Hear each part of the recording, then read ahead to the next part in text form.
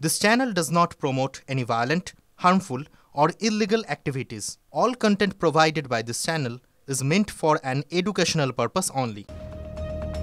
যে খবরের দিকে আমরা লাগাতার চোখ রেখেছি, নকশাল বাড়িতে তৃণমূল নেতার বাড়িতে পারমাণবিক রাসায়নিক সেনা এবং পুলিশ যৌথভাবে অভিযান চালায়। সেখানে উদ্ধার হয় তেজস্ক্রিয় এই মৌল। বাজেয়াপ্ত সেনাবাহিনীর বহু গুরুত্বপূর্ণ নথি। ক্যালিফোর্নিয়াম নামে ওই মৌলের 1 গ্রামের দাম 17 কোটি টাকা। ধৃত ফ্রান্সিস এক্কা এলাকার দাপুটে তৃণমূল নেতা, তাঁর স্ত্রী অমৃতা এক্কা শিলিগুড়ি মহকুমা পরিষদের কর্মাধ্যক্ষ। তেজস্ক্রিয় মৌল পরমাণু শক্তি মন্ত্রকের আধিকারিকদের দেওয়া হয়। বাজেয়াপ্ত তেজস্ক্রিয় মৌল পরমাণু চুল্লিতে ব্যবহার হয়। প্রাণঘাতী এই তেজস্ক্রিয় মৌল তৃণমূল নেতার বাড়িতে এলো কিভাবে? বড় কোনো বিস্ফোরণের ছক করছিল? উত্তরের খোঁজে দার্জিলিং জেলা পুলিশ। মাস 6 আগে বিহারের একটি চক্র ধরা পড়ে, জেরাতেই নেতার খোঁজ মেলে।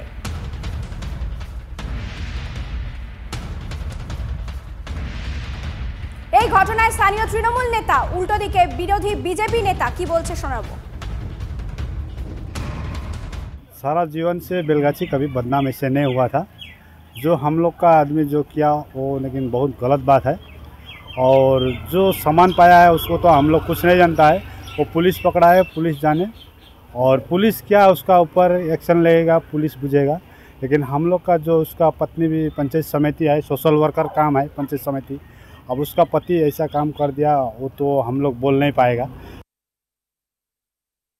আমরা তো এমনি জানি তৃণমূল মানে হচ্ছে সন্ত্রাস, তৃণমূল হচ্ছে রাহাজানি, খুন খারাপি, এগুলো বলে আমরা যারা ভারতীয় জনতা পার্টি করি তারা আমরা সেই হিসাবে তাদেরকে চিনি এবং জানি। কিন্তু একজন জনপ্রতিনিধির ঘরে মানে এই ধরনের মানে জিনিস উদ্ধার মানে তো এটা মারাত্মক।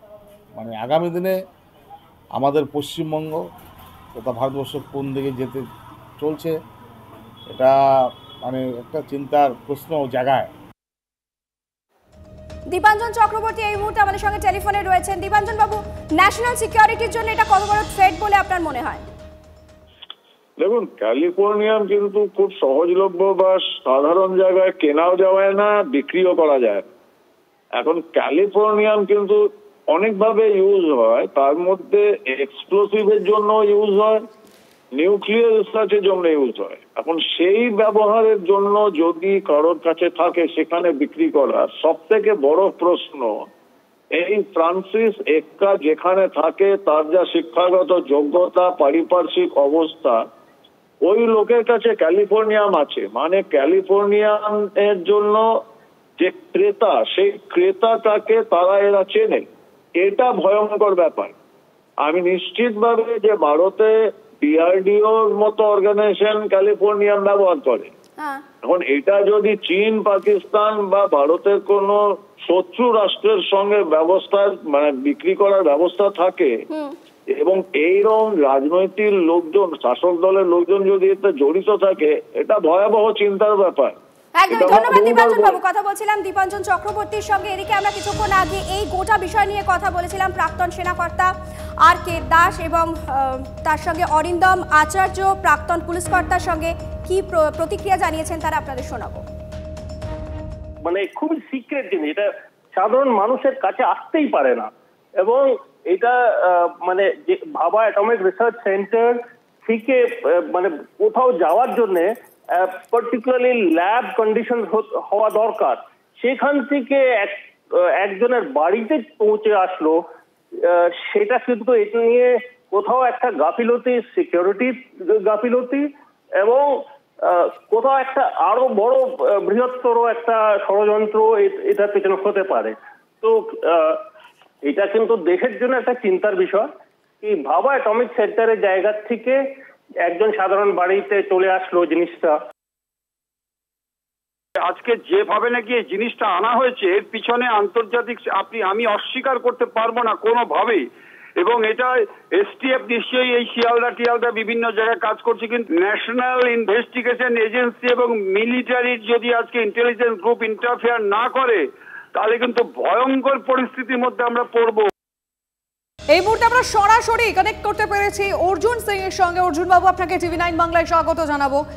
সরাসরি যে প্রশ্নটা আপনার কাছে রাখতে চাইবো, যে তৃণমূল নেতার বাড়ি থেকে ক্যালিফোর্নিয়াম পারমাণবিক রাসায়নিক উদ্ধার হয়েছে, কিছুক্ষণ আগে আমরা এক্সপার্টদের সঙ্গে কথা বলছিলাম, যেখানে প্রাক্তন এনএসজি কমান্ডার বলছিলেন, যেখানে গ্রুপ ক্যাপ্টেন আর কে দাস বলছিলেন যে এটা একেবারেই সহজলভ্য না এবং এটা সহজে পাওয়াও যায় না, বিশেষ বিশেষ কাজে এটাকে ব্যবহার করা থাকে। আপনি কিভাবে দেখছেন তৃণমূল নেতার বাড়িতে এই পারমাণবিক রাসায়নিক পাওয়াকে কেন্দ্র করে? দেখুন, আমরা তো আগে থেকেই সন্দেহ করছিলাম, আগে থেকেই বলছিলাম পশ্চিমবাংলা সরকার অলিখিতভাবে তারা জঙ্গিদের সঙ্গে আছে। মানুষ দেখছে, মানুষ কিছু করতে পারছে না, কেন্দ্রীয় সরকারের হস্তক্ষেপের আমরা সবসময় দাবি করছি। আজকে তার প্রমাণ হলো। কিছুদিন আগে আমি বলেছিলাম এমন একটা রাসায়ন ইম্পোর্ট করা হয়েছিল, স্মাগল করা হয়েছে, যে রাসায়ন দিয়ে মানুষের পাশে স্প্রে করে দিলে যদি কোনো বডিতে টাচ করে সেখানে মানুষ কিন্তু মাস মাসের মধ্যে মারা যায়। আজকে এটা প্রমাণ হলো। ফ্রান্সিস এক্কার বাড়ি থেকে উদ্ধার হলো একটা নিউক্লিয়ার বোমার মধ্যে প্রয়োগ করা হয় ক্যালিফোর্নিয়াম বলে একটা কেমিক্যাল। সেই জায়গা থেকে এটা প্রমাণ হলো কি বাংলা টেরোরিস্টদের জন্য মরুদ্যান হয়ে গেছে। আর বাংলার এসটিএফের কথা ছেড়ে দিন, এই এসটিএফের লোকেরা যেখানে অভয়ার যে খুন করেছিল, যারা খুনিদেরকে রক্ষা করেছিল, সেই অফিসারকে আবার ওখানে পৌঁছে দেওয়া হয়েছে। আর এসটিএফের কাজ কি হলো জানেন? এসটিএফের কাজ হলো নিজের অস্ত্র রেখে আর দুটো আসামিকে ধরে নেয়, ধরার সময় টিভি মিডিয়াতে বেরোয়, বেরোবার সময় চার্জশিট দেয় না, তারা বেরিয়ে পড়ে। তো এখানকার এসটিএফ নিয়ে শুধু একটাই এদের কাজ আছে, টাকা তোলা পার্টির জন্য আর পার্টির নেতাদেরকে পৌঁছে দেওয়া আর নিজের অফিসারদের কাছে পৌঁছে দেওয়া। এরা ফেন্সি ড্রিল বাংলাদেশে পাচার করে। আমি আপনাকে দায়িত্ব নিয়ে বলতে পারি, পশ্চিমবাংলা তৃণমূল কংগ্রেসের সরকারের মধ্যে আমরা এটা উপলব্ধি করতে পারছি কি এখানে সমস্ত রকম বিরোধীদেরকে নাশ করা, সর্বনাশ করা, খুন করে দেওয়া, মেরে দেওয়ার জন্য সমস্ত রকম চক্রান্ত হচ্ছে, আগামী দিনও হবে। খুবই অবস্থা খারাপ বাংলার, যেখানে পুলিশ আর স্টেট এজেন্সি তাদেরকে সাহায্য করছে সেই অপরাধীদেরকে যারা এই দেশ বিরোধী কাজ করার সঙ্গে যুক্ত আছে। আপনাকে ধন্যবাদ। আমরা অর্জুন সিং এর সঙ্গে কথা বলছিলাম, তিনি তার মতামত জানালেন এই রাসায়নিক যেটা তৃণমূল নেতার বাড়ি থেকে পাওয়া গিয়েছে।